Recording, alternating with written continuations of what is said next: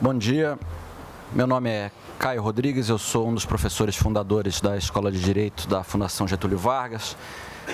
Uma das dimensões em que a Escola de Direito da Fundação Getúlio Vargas pretendeu inovar foi também a do objeto do conhecimento. A unidade mínima de conhecimento que a gente estuda na Escola de Direito da Fundação Getúlio Vargas não é a lei e, portanto, o nosso problema central não é o da interpretação da lei.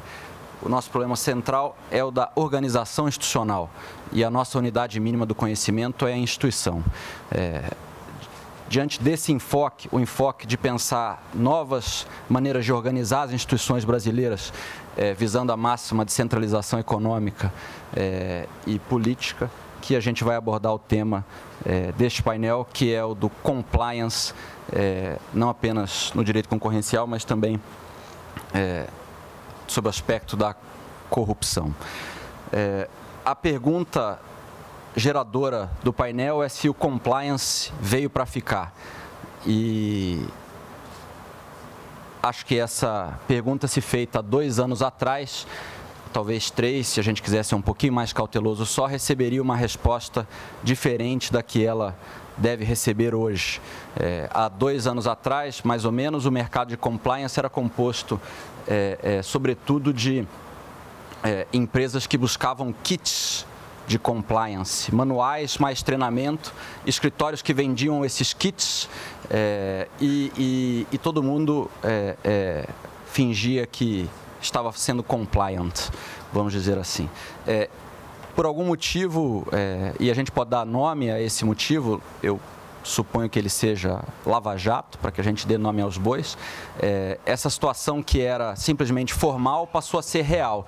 Então, hoje, eu acho que é possível dizer que compliance se tornou um programa substantivo para as empresas e para a organização legislativa institucional do país. Eu vou, diante do adiantado da hora, dar início imediato às exposições. Vou passar a palavra inicialmente a Ana Rovai, que é a diretora jurídica da BRF. Bom dia a todos.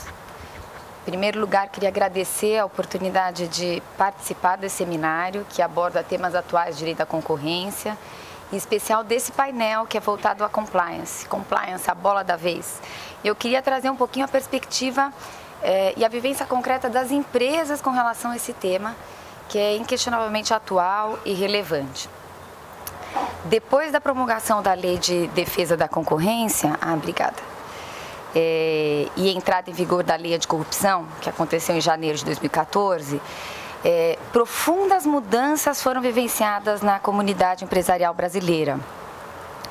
O temor da aplicação de pesadas sanções pecuniárias, que podem chegar a até 20% do faturamento bruto do último exercício, e do inexorável abalo de imagem que fica vinculado a condenações dessa natureza, eles não apenas fomentaram a adoção de medidas preventivas à ocorrência desses ilícitos contra a administração pública e contra a ordem econômica e o desenvolvimento de controles internos pelas companhias, aí os chamados programas de integridade e compliance, como provocaram uma verdadeira mudança na cultura e nos padrões de conduta das companhias e dos seus empregados.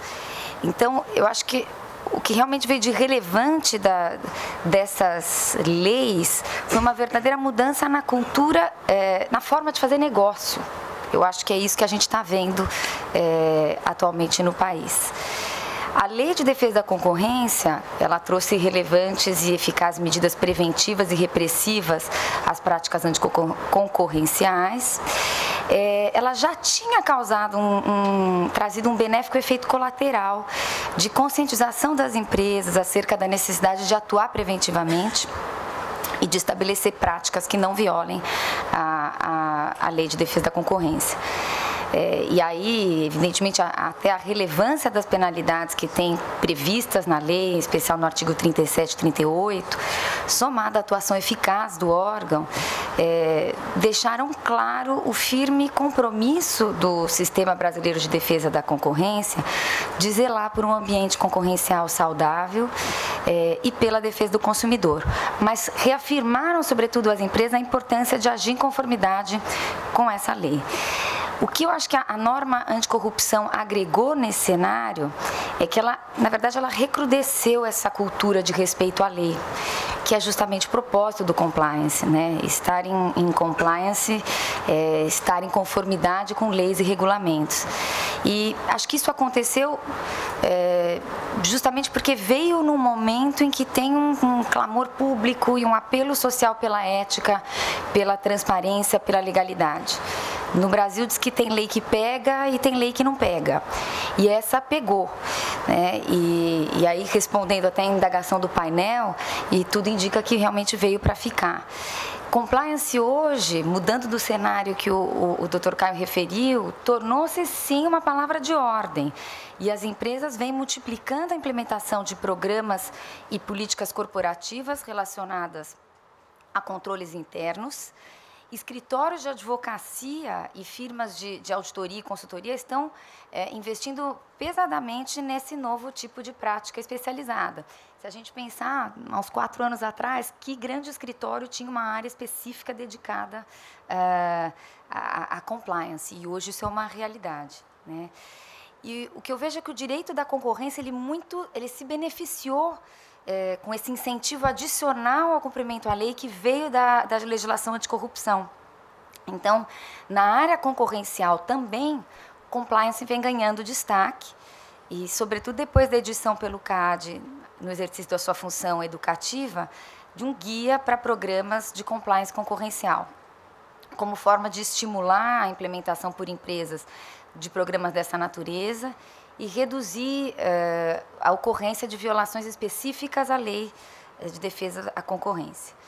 Então, as empresas vêm adotando múltiplas medidas para se adequar a esse novo estándar, que acho que é um novo estándar para desenvolvimento das atividades, e eu posso citar alguns deles, né? Que, por exemplo, criação de metas para os seus executivos atreladas a treinamentos específicos sobre leis e programas de compliance, a disseminação por meio da liderança de uma cultura ética, transparente, em conformidade com a lei. É muito importante que isso venha numa organização de cima para baixo. E esse discurso coeso, ele faz toda a diferença. A disseminação de conhecimento por meio de treinamentos, não de fachada, mas treinamentos periódicos e efetivos aos seus funcionários, que muitas vezes simplesmente desconhecem o que é estar agindo ou não em conformidade. Às vezes, tem situações que são claramente muito evidentes para todos, mas você tem situações de zona cinzenta, que é muito importante você treinar e esclarecer para que, a partir daí, possa se agir com tranquilidade e num padrão de cumprimento da lei. Acho que a existência também de departamentos específicos e independentes de compliance e de prevenção de fraudes em grandes empresas, fortalecimento da auditoria interna e do próprio jurídico interno, e o fortalecimento também da interação dessas áreas com as áreas de negócio. Isso é extremamente relevante para não deixar essas áreas atuando sozinhas, porque senão elas acabam atuando de uma maneira muito tardia. Então, a BRF, por exemplo, e aí prometo, Caio, que eu vou ser bem breve nos meus exemplos específicos, ela, na verdade, é uma empresa global que já tem papéis negociados na Bolsa de Nova York, então ela já estava adstrita a algumas regras específicas dos Estados Unidos e da própria regulamentação da SEC. Então, ela já tinha aderido a muitas dessas práticas. Mas, sem dúvida, depois desse arcabouço legislativo que nós tivemos, a companhia mudou também. Então, hoje ela tem um canal de denúncias no Brasil. Esse canal de denúncias está sendo implementado no mundo todo, na verdade, em todas as regiões na qual a BRF está presente, Ásia, América, Europa e Oriente Médio. E aí tem um estudo bastante grande de entendimento de data privacy, na verdade, né? De dados que podem ser utilizados, regras a serem seguidas para a instalação desses canais de denúncia em cada um dos lugares. Acho que criou-se, hoje tem um comprometimento real da alta direção, incluindo dos conselhos, num apoio inequívoco desses programas de controles internos e também ao departamento de fraudes, à auditoria interna, ao próprio jurídico, que muitas vezes vai se chocar com a área de negócios. Mas é importante que se tenha o respaldo da alta direção e a gente vem tendo isso de maneira incondicional. Então, acho que a ideia que tem se criado é não o jurídico, a auditoria ou a hora de prevenção de fraudes como aqueles que querem vetar, querem impedir a realização dos negócios, mas aquele que quer fazer juntos e fazer dentro dos estritos limites da lei. A gente revisitou recentemente o nosso Código de Conduta para ter uma linguagem bastante objetiva e acessível. Hoje, qualquer empregado que é contratado já recebe um exemplar, e inclusive tem um treinamento específico. Então, acho que esse panorama geral de atitudes que a gente vem tendo e em algumas situações específicas a gente tem due diligence para algumas contratações com terceiros e também para a seleção de parceiros de negócios. Tem um audacioso projeto aí de desenvolvimento de compliance com terceiros que ainda não foi implementado, mas que demanda é um projeto maior e que demanda bastante investimento. Então, tem outras medidas bastante simples, mas também são eficazes, que ajudam aí nesse controle interno, como vedação a subestabelecimento, vedação à subcontratação, algumas medidas pequenas, mas que são bastante eficazes. Acho que o jurídico tem um papel preventivo e educativo também muito relevante, quer na elaboração elaboração e disseminação dessas políticas internas, na elaboração de cláusulas padrão, anticorrupção e cláusulas inibidoras de práticas anticoncorrenciais, na redação e controle desses contratos e, sobretudo, eu acho que no contato e interação com os clientes internos. São as áreas de marketing, de trade marketing, a área comercial, M&A. São dessas áreas que podem potencialmente sair, não por desejo de descumprir, mas pela ânsia de realizar os negócios, na consecução do objetivo social, de sair eventuais práticas anticoncorrenciais. Então, acho que, para mim, a medida das mais eficazes é uma atuação realmente conjunta de um jurídico, da área de prevenção de fraude, da auditoria, realmente parceiro dessas áreas, próxima dessas áreas, fazendo quase que uma doutrinação para que eles não se excedam na atuação nos papéis que eles possuem dentro da corporação. Então, claramente, tem dificuldades nesse processo, que envolve a mudança de cultura e também uma questão que é nivelamento de valores dentro da companhia. Uma companhia que é dinâmica, que tem diversas realidades e presenças regionais. Eu estou falando da minha, mas podem ser também diversas outras companhias. É muito difícil você incutir de uma maneira igual na cabeça de todos a importância de cumprimento dessas normas. Sobretudo numa empresa com quase 100 mil funcionários, como é a BRF hoje. Essas dificuldades também decorrem da agressividade para a sobrevivência no mercado. Então, tem um risco que é inerente à própria cultura mais agressiva para ganho de market share, demanda por vendas. Então, você tem dentro de uma companhia diversas forças que têm que ser temperadas. A demanda por venda, por market share, por lucros, resultados, tem que ser temperada pelos imperativos éticos de respeito à ordem econômica e regras de defesa da concorrência. Então, acho que a gente tem aí um cenário do direito concorrencial mudando substancialmente e isso vem trazendo e demandando muitas adaptações e reflexões sobre as práticas comerciais, investimentos de recursos humanos e financeiros por parte das empresas. Acho que o balanço é, sem dúvida, positivo e a constatação é que, se num primeiro momento a motivação para a prevenção desses ilícitos e de práticas anticoncorrenciais, eles naturalmente advêm da magnitude das penalidades, e isso é natural, num segundo momento ele advém principalmente da constatação de que a adoção dessas práticas gera valor ao acionista. Então, eu acho que essas leis acabaram de estabelecer uma relação ganha-ganha, estimular a responsabilidade ética das corporações. Então, a empresa, na verdade, as empresas perceberam que elas não perdem só com as penalidades relacionadas a tais ilícitos, que demandam também, quando se tem investigações a respeito, um consumo de energia muito grande, de gente, de dinheiro, para a defesa na investigação, nesses processos administrativos, desviando até da atividade fim da empresa, né?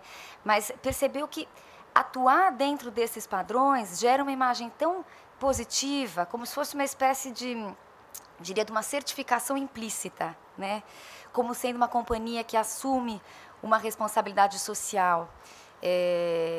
E eu acho que a qualidade e a consistência das políticas internas passa a ser uma ferramenta para análise comparativa do nível de compliance das empresas. Então, cria-se um ambiente de investimento compatível com as demandas de desenvolvimento da sociedade e que naturalmente atrai muito investidores.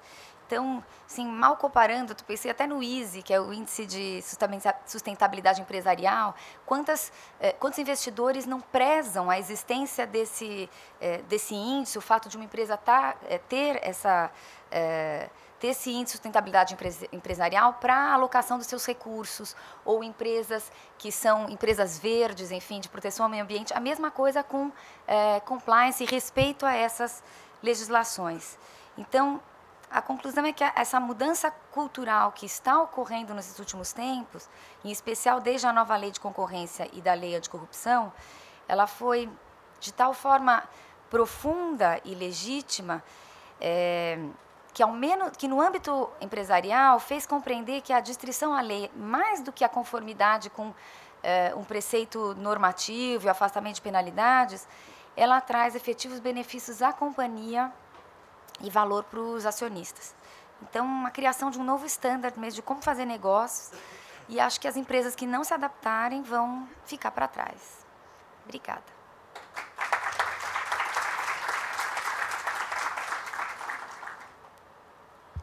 Obrigado, Ana. Eu vou lançar uma pergunta para você pensar enquanto a gente tem os outros painéis. Você sabe dizer, uma bem objetiva, a outra um pouco menos, você sabe dizer se há benchmarks sobre o gasto total com compliance em grandes empresas ou em empresas públicas? E aí a segunda pergunta um pouco menos objetiva. Faz diferença a atuação de um programa de compliance em momentos de crise e em momentos normais? Enquanto você pensa, eu passo para os outros. A primeira pessoa a falar em seguida é o Francisco Schertel Mendes, que é mestre em Direito pela Universidade de Brasília e professor do IDP, que é o Instituto Brasiliense de Direito Público, consultor legislativo do Senado na área de Direito da Regulação. Ele também trabalhou no CAD como coordenador do Grupo Técnico de Negociações.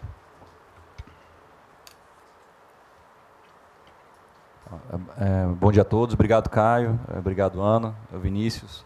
Queria agradecer também ao Ragazzo, amigo de longa data, que me fez o prestigioso convite. Queria dar os parabéns na pessoa do professor Caio à FGV Rio, que em pouco tempo se tornou um dos centros de excelência de conhecimento jurídico, com essa visão inovadora de que o direito não é só norma, né? Na verdade, o direito é instituição. E essa discussão tem um pouco a ver com o nosso tema, essa visão de que o direito é para além da norma, é também norma, mas também outras coisas, com a discussão de hoje. E o que o Ragazzo me pediu para falar, eu sou servidor de carreira do Senado Federal, da carreira da consultoria legislativa, que é uma carreira que tem a grata missão, de vez em quando ingrata missão, de ajudar os parlamentares, os senadores, na confecção, no desenvolvimento do processo legislativo. Então, nós ajudamos na elaboração de minutas de projetos de lei, minutos de relatório, emendas, todo o processo legislativo cabe aos consultores prestar, quando possível e quando autorizado pelos parlamentares, quando solicitado, a assessoria técnica necessária.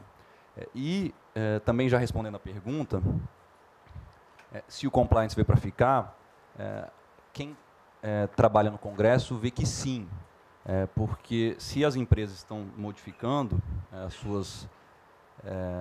seus comportamentos, as suas estruturas, e eu vou falar um pouco sobre isso também rapidamente, o que mais se vê no Congresso nos últimos anos, principalmente a partir da Lava Jato, são tentativas de aprimoramento do quadro normativo para estimular o compliance por parte das empresas, para aumentar a aderência das práticas empresariais às normas do direito brasileiro. O que eu queria falar rapidamente, a pergunta que o Ragazzo me colocou quando me chamou aqui foi o que tem no Congresso, né, o que tem de interessante de modificação legislativa relativa a compliance. Mas eu, como bom servidor público, fiz minha tarefa de casa e vi que a pergunta do seminário é: o compliance veio para ficar? E a resposta, a minha impressão é que a resposta é afirmativa, como já falou a Ana. Me parece, também complementando aqui a breve apresentação do Caio, que essa mudança ela é de uma natureza estrutural, que torna esse compliance, esse conceito que a gente está falando hoje, diferente daquele compliance de 3, 4 anos atrás. Ele deixa de ser um conceito cosmético, um conceito em que as empresas faziam um checklist, compravam determinados produtos dos escritórios, para tornar realmente uma mudança de paradigma no comportamento das empresas. E essa mudança ela deriva de um movimento dual no cenário do combate às infrações por parte dos Estados. O primeiro movimento desse cenário se dá no próprio campo das empresas, porque as infrações nesse novo cenário elas são altamente sofisticadas. Então, como o Caio falou, eu trabalhei por 5 anos no CAD, e o Eduardo Frade, que é o superintendente-geral, está aqui, vai poder falar melhor. Volta e meia, os funcionários do CAD se abismam, isso de vez em quando se maravilham, com a sofisticação das empresas para a consecução de práticas ilícitas. Então, a gente tem casos de cartel em que as empresas desenvolveram softwares específicos para decidir como o cartel ia ser ordenado. Existem contratações de pessoal específica para cartel. Então, as práticas empresariais, existem cartéis que alternam reuniões anuais em diferentes locais do mundo para tornar mais difícil o controle por parte das autoridades. Então, as práticas empresariais criminosas ou ilícitas são altamente sofisticadas e, como a Ana falou, elas muitas vezes se colocam no âmbito de corporações que são gigantescas, corporações que têm 100, 150 mil, 200 mil colaboradores em dezenas, centenas de áreas. E do próprio ponto de vista da empresa, existem, como a Ana falou, incentivos contrapostos. Óbvio que sempre vai existir um incentivo do cumprimento da norma, um incentivo à aderência à legalidade, mas também é inegável que existem incentivos postos, muitas vezes legítimos, pela busca do lucro, pela busca da concorrência, que é um valor que também tem que ser valorizado, mas que os incentivos são contrapostos e são de difíceis controles por parte do corpo diretivo. Eu mais tarde vou falar um pouco sobre um caso que é estarrecedor nesse sentido, que é o caso do escândalo da Volkswagen em relação à emissão de gases, que mostra bem esse dilema das grandes corporações. Em relação a esse cenário, quais são as reações estatais? Basicamente 2. Primeiro, o recurso a técnicas extremamente agressivas de investigação. Aqui nós poderíamos falar várias delas, mas a mais óbvia, a que está no Congresso também em grandíssima alta, são os acordos de leniência ou o Instituto da Delação Premiada ou Colaboração Premiada, como chamam alguns, que basicamente é um reconhecimento, ou deriva de um reconhecimento do Estado da sua incapacidade de, por meio das técnicas tradicionais de investigação, conseguir detectar e punir determinados tipos de ilícito. Então, o Estado, reconhecendo essa sua incapacidade, ele oferta o que seria uma heresia, algumas décadas atrás, mas ele oferta um perdão total ou parcial para que pessoas, vamos falar as palavras, possíveis criminosos ou infratores da lei, venham e sejam absolvidos, ou tenham, absolvição não é uma palavra correta, mas fiquem imunes à penalidade, desde que denunciem os seus colaboradores na prática daquele ilícito. E outra reação estatal é a criação de um novo formato de responsabilidade focado essencialmente na corporação, na empresa e não no indivíduo. E com isso essa responsabilidade ela é objetiva, ou seja, ela independe de uma questão de culpa, que por muito tempo foi uma questão central no direito sancionador, e uma vez focada na corporação, ela permite uma maximização, uma potencialização das sanções, que foi o que a Ana falou. Vamos ver multas aplicadas pelo CAD, na casa dos bilhões, recuperações de determinados ativos, agora a gente está vendo na Lava Jato, que também passam a casa de centenas de milhões. Então, nesse novo cenário, esse aqui, então, é um exemplo. Eu vou falar bem rapidamente, porque o nosso tempo é apertado, mas o escândalo de emissão de gases ambientais por parte do grupo Volkswagen, que mostra toda essa complexidade desse novo cenário. Não é um caso concorrencial, mas que é um caso de natureza análoga a esse que vamos tratar ao longo do dia de hoje. O que um grupo de engenheiros da Volkswagen fez? Isso é interessante porque, aparentemente está comprovado, não há uma ordem direta do corpo, da direção da corporação para que isso seja desenvolvido. Ao mesmo tempo, há uma série de incentivos, tanto no mercado como dentro da corporação, para esse tipo de conduta. E qual conduta que eu estou falando?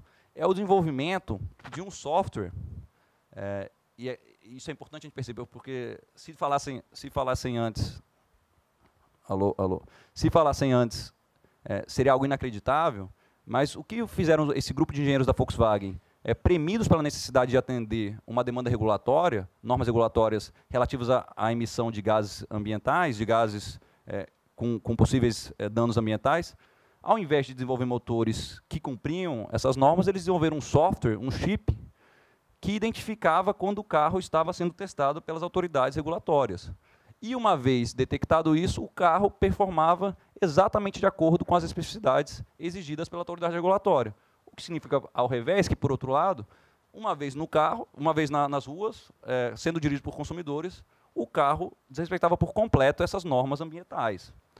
Ou seja, isso aqui mostra a sofisticação a que se chega a essas práticas empresariais e, ao mesmo tempo, mostra a dificuldade de controle, porque aqui não há uma ordem direta da direção nesse sentido. Ao mesmo tempo, certamente vai haver uma forte responsabilização do grupo Volkswagen em diferentes setores.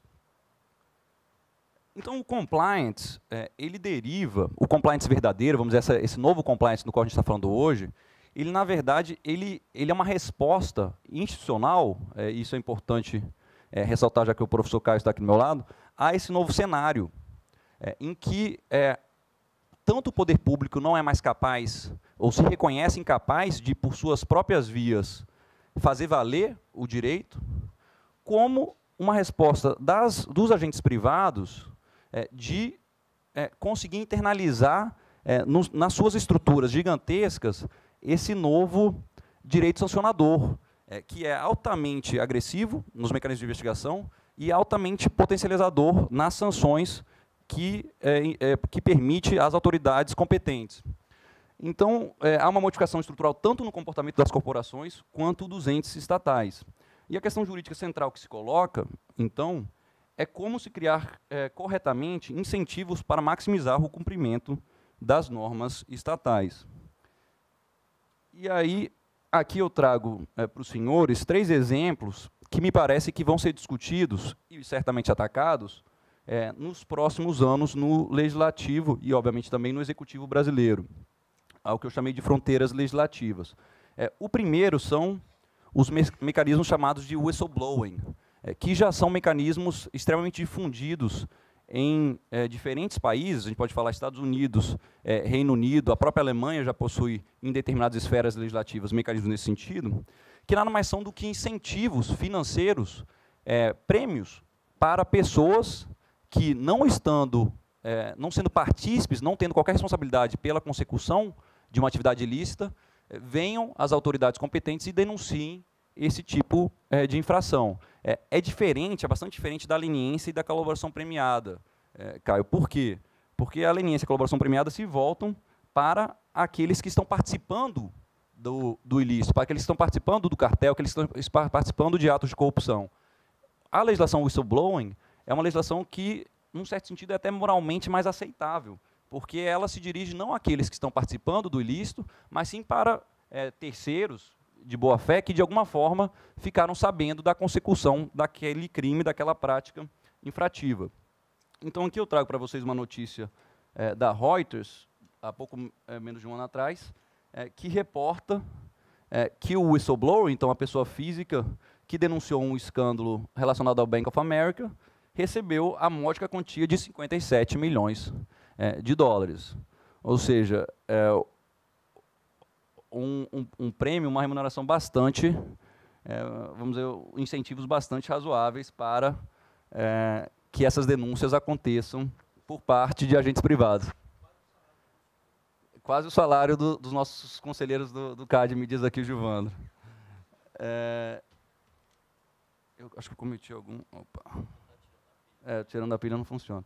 Então, quais são as normas whistleblowing? Basicamente, o intuito é estimular a denúncia de terceiros.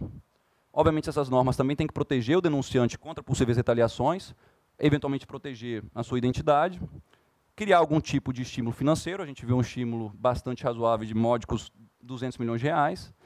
E essa certamente vai ser um problema. O que fazer quando o denunciante está equivocado? Que, na verdade, é um problema com o gênero, é o que acontece na leniência. E se o leniente se equivocou? Nós temos na delação, em algumas delações premiadas que são claramente contraditórias na Lava Jato. O que fazer nesse caso? A recomendação das normas do whistleblowing é que se preveja a ausência de sanções se o erro for de boa-fé.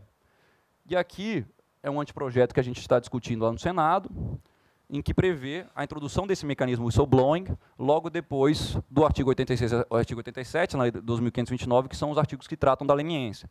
Então, seria introduzido no artigo 87A, obviamente ele é bem mais extenso do que isso, eu trouxe apenas a parte central, em que fala que o CAD pode celebrar acordo de colaboração com pessoas físicas que, não tendo responsabilidade, forneçam informações e documentos.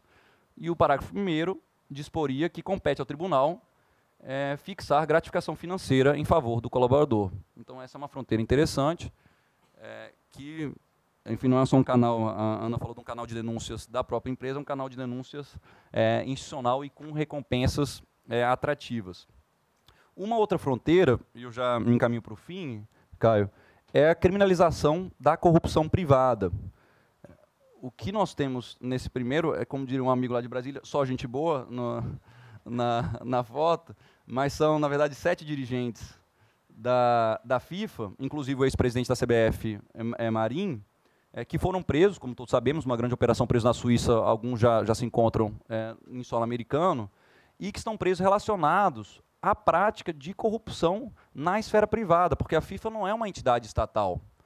E é curioso por que essas pessoas, quando estavam no Brasil, não estavam sendo, pelo menos, perseguidas na esfera criminal. Não é por descuido ou por algum tipo de desídia das autoridades competentes. A razão para isso é porque não existe, no quadro normativo brasileiro, a tipificação do crime na esfera privada. Os tipos penais que hoje existem se dirigem todos, ou se relacionam todos com crimes dirigidos contra a administração pública. Temos o artigo 317, corrupção ativa, ou o artigo 333, corrupção ativa, passiva e ativa, ou mesmo contra a administração pública estrangeira, que é o artigo 337B. Então, não existe hoje um tipo penal que trate, no Brasil, da corrupção na esfera privada. O que quer dizer, no caso concreto, que a corrupção dentro de um órgão, de uma entidade como a CBF, não é matéria penal no Brasil.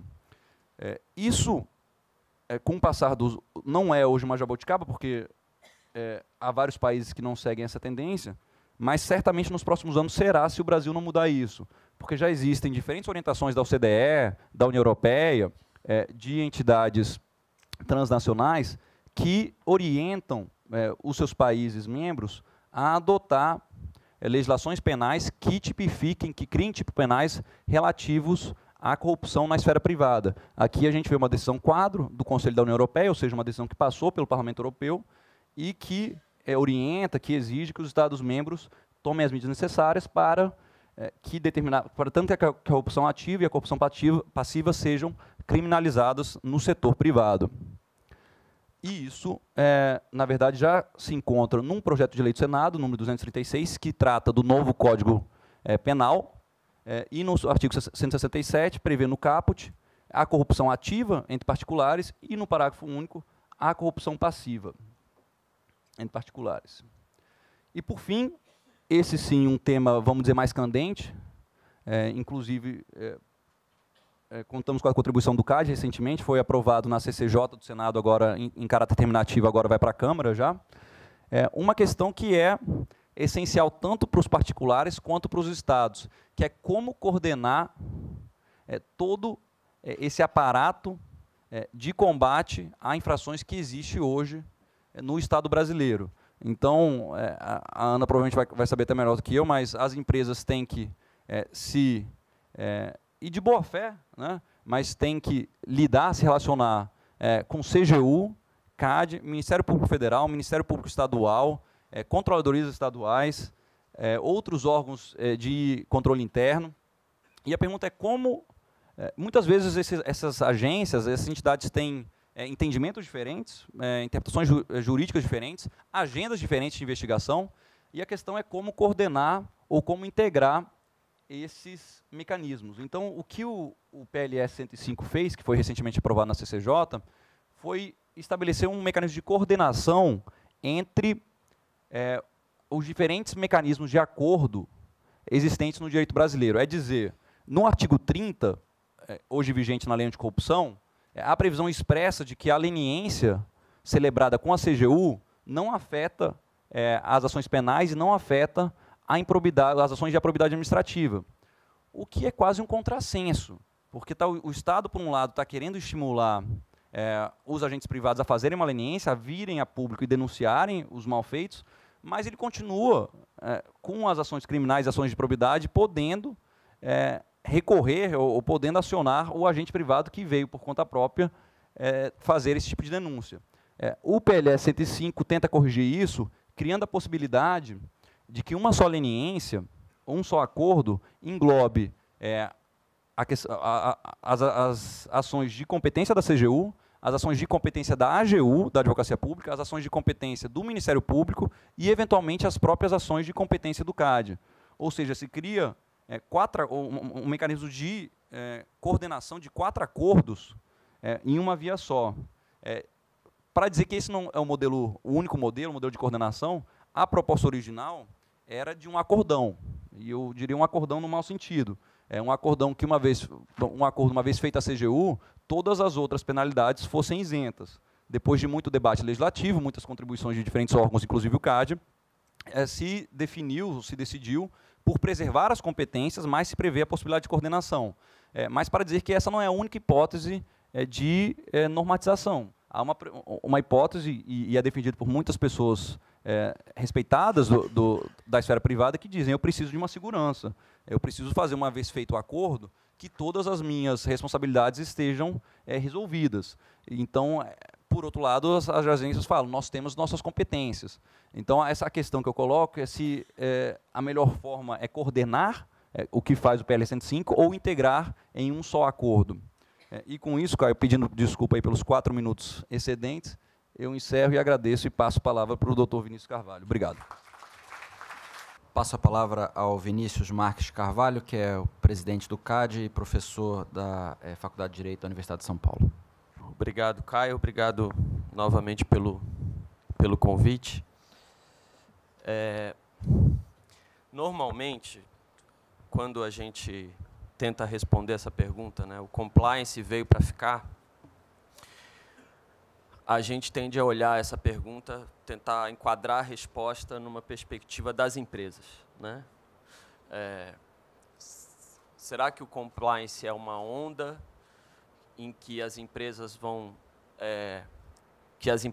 pegar e vão aplanar na praia com segurança, na areia, sabendo que elas estão, de fato, cumprindo as diversas legislações e regulações sobre as quais que incidem sobre as empresas. E aí a discussão toda bom, o que de novidade tem nisso? Cumprir a lei, cumprir as regulações, por mais difíceis que muitas vezes elas sejam de serem cumpridas, porque são difíceis até de compreendê-las, não chega a ser uma novidade, né? Pelo menos do ponto de vista de dever. Pode ser novidade do ponto de vista de fazer, mas de dever, né? Então, a primeira questão olha, não tem nenhuma grande nova questão envolvendo isso, né? A questão nova que se coloca, basicamente, são 2 questões, né? Na verdade, a primeira se, para que haja esse cumprimento, você deve estruturar programas específicos e desenvolver estruturas de governanças específicas voltadas diretamente para isso, dentro de cada grupo empresarial. E aí essa é a questão da minha perspectiva, e como a autoridade pública responsável por garantir o cumprimento de determinada legislação vai enxergar essa tua iniciativa, né? Então, quando se discute compliance no Brasil, esse é um debate no mundo inteiro, mas aqui no Brasil a gente tem uma perspectiva interessante. A primeira pergunta que aparece, e apareceu agora, quando terminou o prazo de consulta pública sobre o guia de compliance que o CAD elaborou, a primeira versão, a primeira pergunta que aparece é: nós teremos desconto por cumprir a lei? Em possíveis multas, possíveis TCCs ou coisas desse tipo que o CAD vá fazer?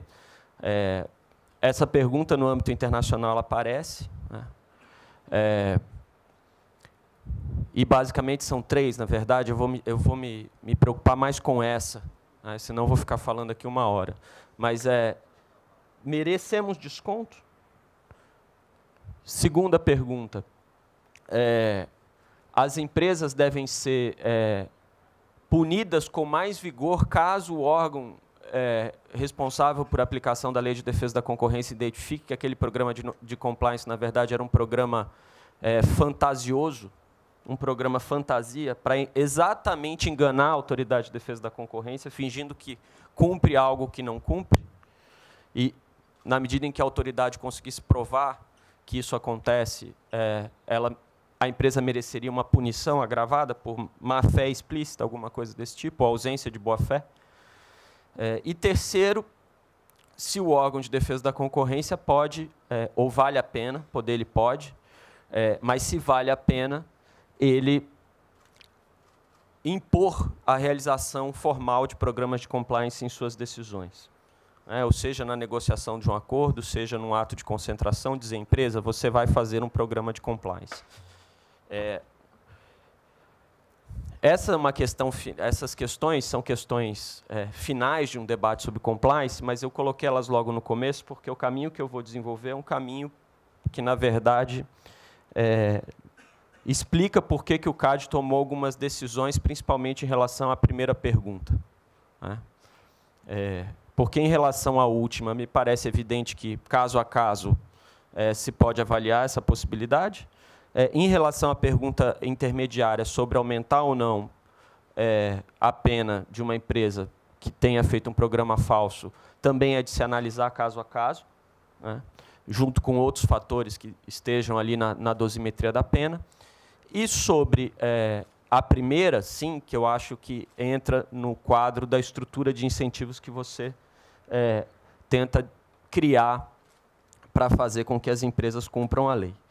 Normalmente, quando se fala de programa de compliance, se está falando, obviamente, de um programa formal. Eu acho que a questão pressuposta disso é que não necessariamente as empresas precisam de programas formais para cumprirem a lei, mas a sua existência, a sua implementação devota algum sentido para esse esforço que uma empresa pode fazer de construir um ambiente institucional saudável. E, normalmente, se diz que programas de compliance são importantes quando você tem um enforcement da Lei de Defesa da Concorrência. Eu estou falando do nosso campo aqui fraco, o que eu acho que não é o caso no Brasil hoje, embora possam haver uma série de cartéis ainda a serem descobertos no país, e eu não duvido que hajam. O fato é que, nos últimos anos, pelo menos... Estou falando especificamente de cartel. Se falar da política de defesa da concorrência, a gente tem uma evolução clara de 94 para cá. Especificamente em relação a cartel, a gente teve uma alteração em 2000 que previu os acordos de leniência. Passaram a existir a partir de 2003, o primeiro acordo de leniência é de 2003, e também as primeiras buscas e apreensões, decorrentes também dessa mesma alteração legislativa. E o CAD tem vários casos de cartéis que decorreram de investigações a partir de denúncias ou de investigações de ofício, além dos acordos de leniência. Eu estou dizendo isso, fazendo essa digressão, porque às vezes as pessoas acham que o CAD só descobre cartel porque faz acordo de leniência. E isso é uma arrematada bobagem. O CAD hoje tem como acordo de leniência das suas investigações entre 30% e 35% dos casos que hoje tem no CAD decorrem de acordos de leniência. Condenações de cartéis, e o CAD está chegando próximo, aí, talvez, de uma centena de cartéis condenados, são 3 casos com acordo de leniência. Todos os outros são casos que foram investigados a partir de colaboração com o Ministério Público, a partir de denúncias feitas no CAD ou de investigações de ofício. Feita essa digressão, volto ao ponto de que não acho hoje no Brasil que você tem um enforcement fraco. E eu estou usando parâmetros comparando com outras experiências do mundo, né? Mas é algo que se pode sempre melhorar. Outro motivo de se incentivar programas de compliance, muitas vezes, e acho que talvez seja uma coisa que tem um pouco a ver com a nossa situação aqui, é você, de algum modo, aproveitar um ambiente de esforço que tem sido feito em relação a um tema específico, que é, no caso, compliance e anticorrupção, e pegar carona nele, né? Essa foi um pouco o enquadramento que nós tivemos, a avaliação que nós fizemos da situação brasileira a partir de 2013, e identificamos a necessidade do CAD entrar nesse assunto relacionado à compliance. E a gente fez, por isso nós elaboramos aquele guia que foi para consulta pública. Mas, para chegar à resposta que eu mencionei a vocês, da pergunta que eu mencionei a vocês, acho que, antes de mais nada, é preciso entender a natureza da ação antitruste, até para comparar com a natureza do ilícito antitruste, até para comparar com a natureza do ilícito anticorrupção. Primeira coisa, o ilícito antitruste ele é uma atividade, ele é uma estratégia de uma empresa. Enquanto o ilícito de corrupção, ele pode ser uma atividade, mas ele se apresenta muitas vezes organizado em torno de atos.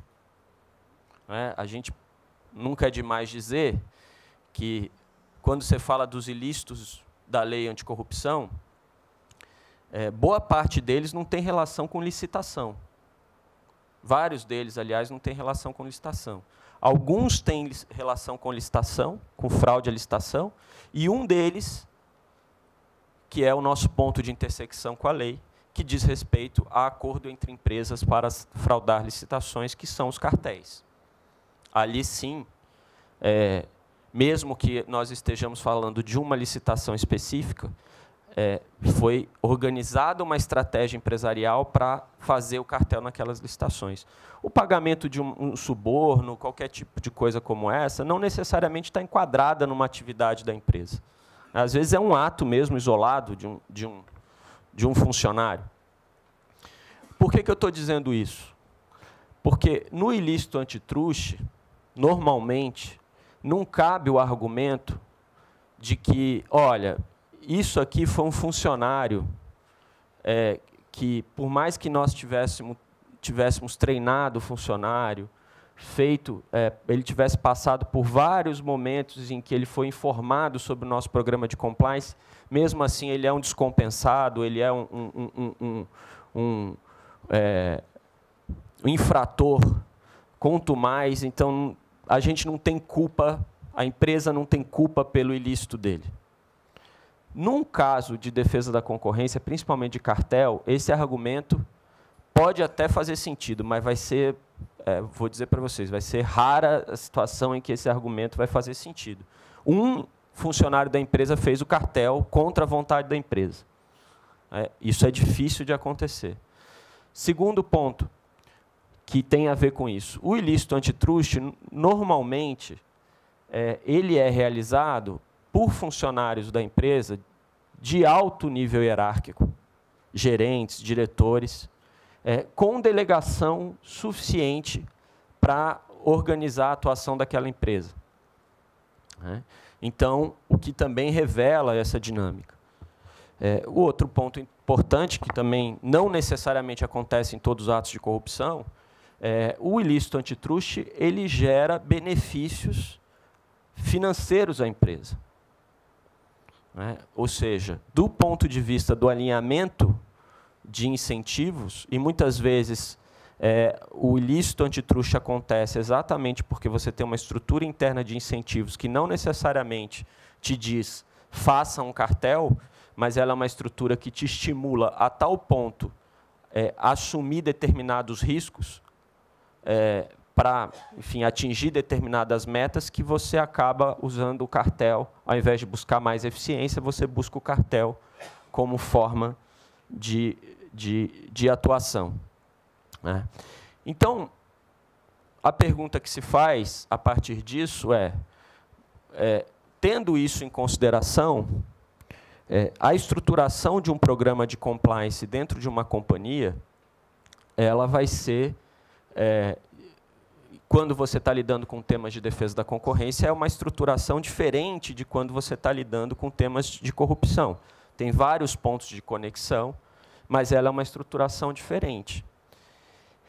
E a pergunta que se faz, para endereçar aquela primeira pergunta que eu mencionei, é se eu tenho como identificar, num programa de compliance formal de uma empresa, características que me deem segurança o suficiente para dizer que aquele programa foi efetivo na detecção e no combate a possíveis ilícitos concorrenciais que a empresa estaria realizando.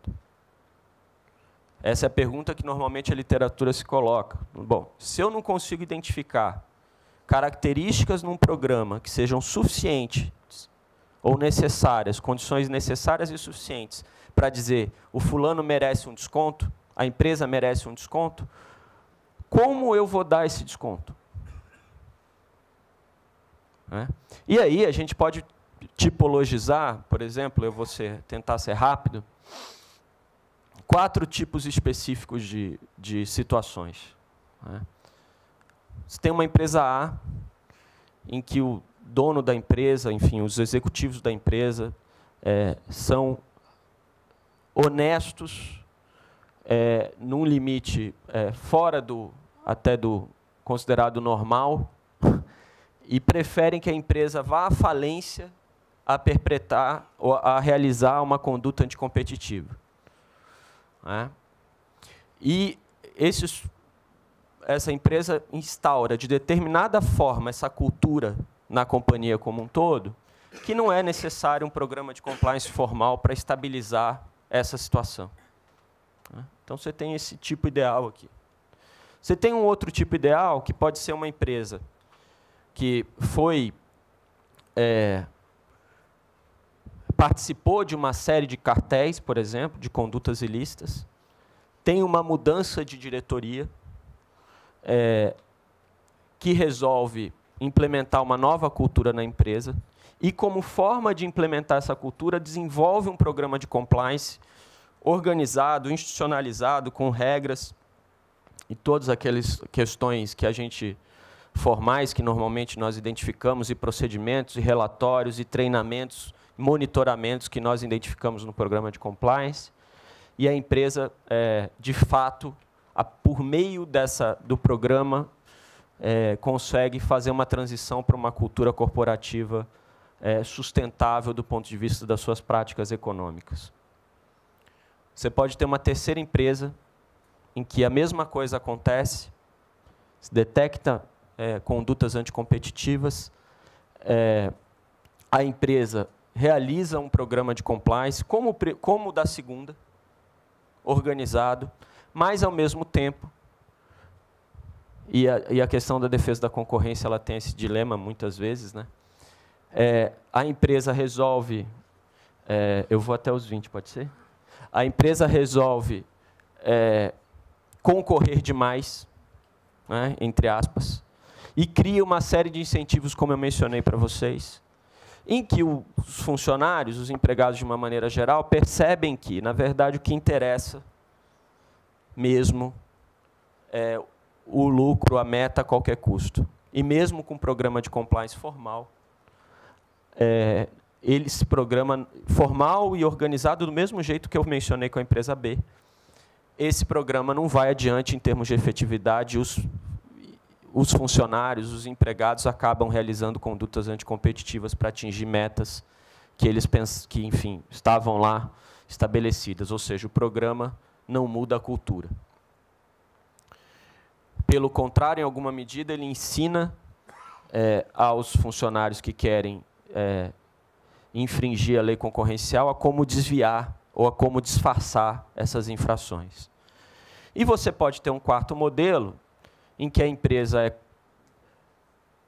habituada em condutas anticompetitivas, né, não quer parar de fazer, inclusive os executivos são recrutados com base nessa habilidade, e que pega a onda no compliance para dizer, eu vou fazer um programinha aqui para dizer que fiz, mas vou continuar fazendo os meus cartéis do jeito que eu sempre fiz também.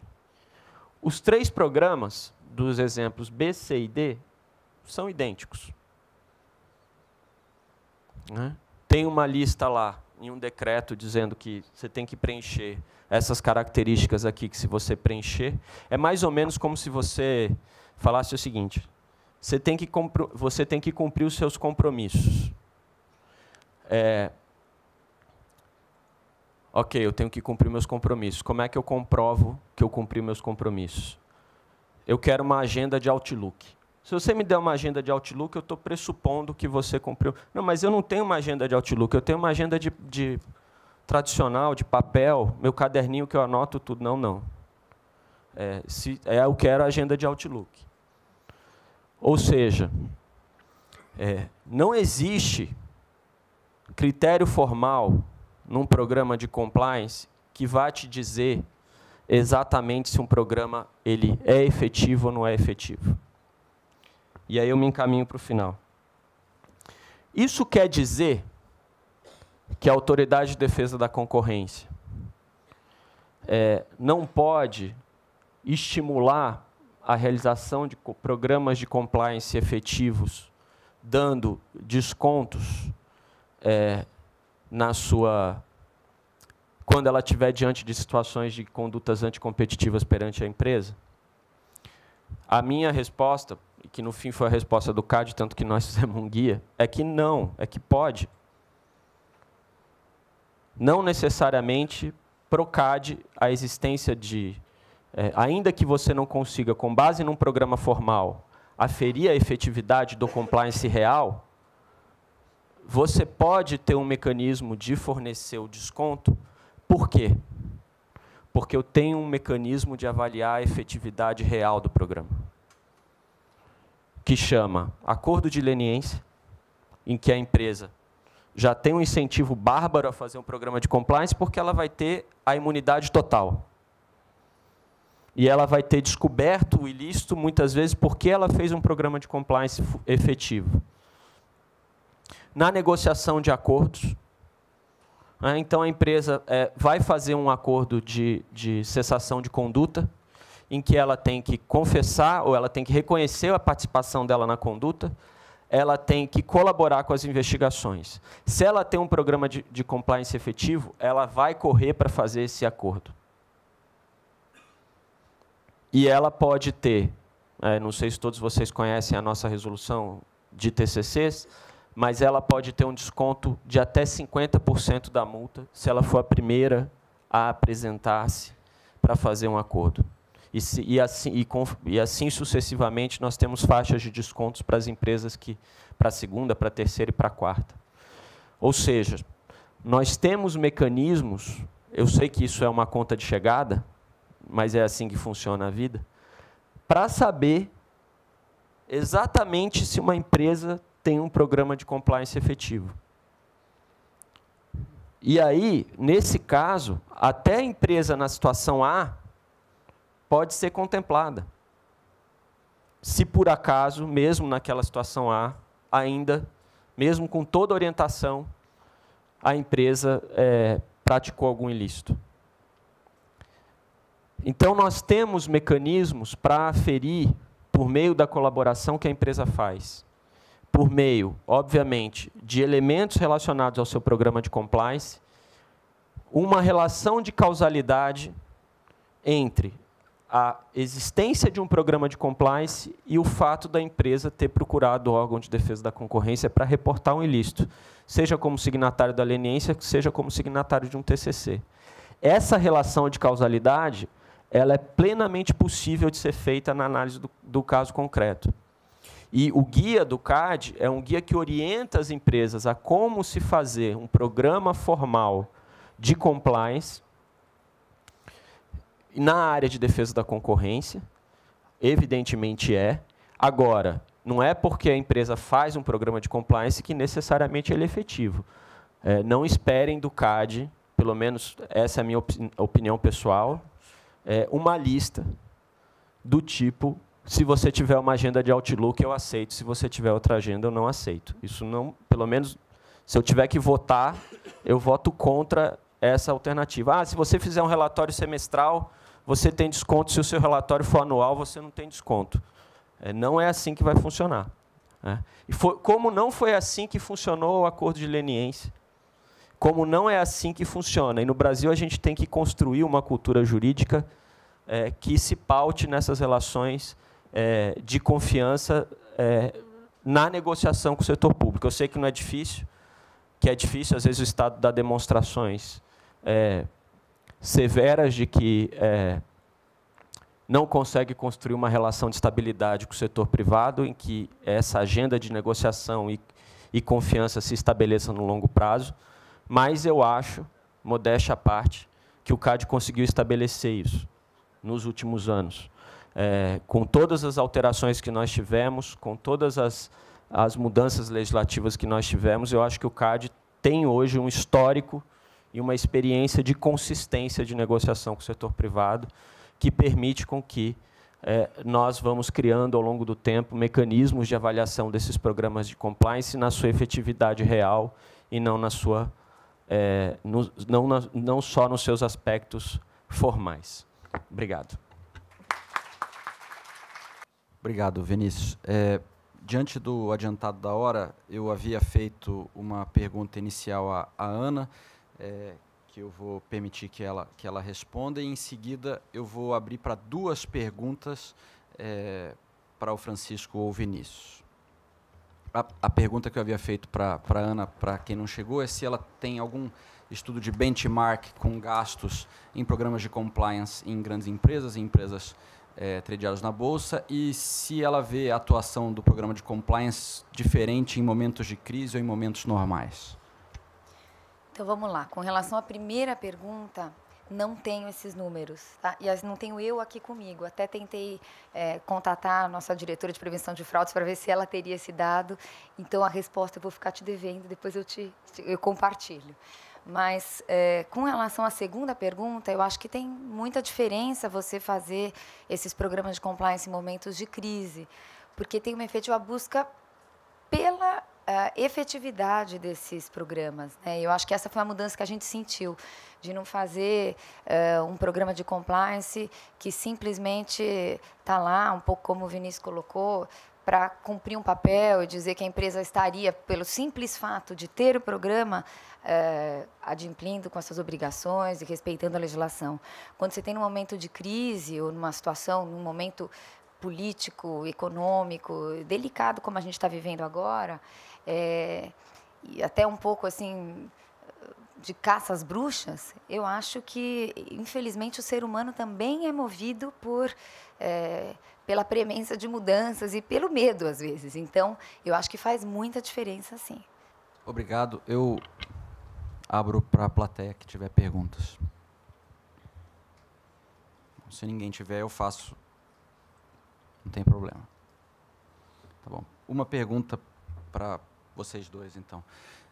Diante do projeto de lei apresentado pelo Francisco de integração institucional, qual é a avaliação de vocês e qual é, efetivamente, do ponto de vista também do CAD para o Vinícius, a ideia da criação de um único órgão que pudesse concentrar todas as ações anticorrupção, eventualmente, ou a coordenação entre os diferentes órgãos, e se a coordenação entre os diferentes órgãos, quais seriam os mecanismos para incentivar essa coordenação, e não apenas a previsão de que ela é possível, mas quais seriam os mecanismos concretos para incentivar essa coordenação?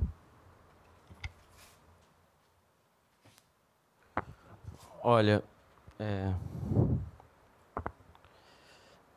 eu acho que eu já tive que responder essa pergunta algumas vezes, e cada vez eu respondo de uma maneira diferente. Porque, na verdade, assim, hoje, o CAD, da perspectiva do combate a cartéis, né, que é a nossa área aqui, do órgão de defesa da concorrência, e no caso específico, combate a cartéis em licitações. Nós temos construído ao longo do tempo uma relação com o Ministério Público e a Controladoria Geral da União que nos tem permitido, no âmbito das nossas atribuições, coordenar de maneira bastante efetiva nossas ações. Isso não tem sido um problema para nós. O que acontece muitas vezes, o que pode acontecer muitas vezes, é o fato de que, e isso pode parecer simples, mas para a burocracia pública não é uma coisa fácil, você entender que existe outro órgão que pode estar fazendo uma investigação que vai tocar uma infração que é de sua competência.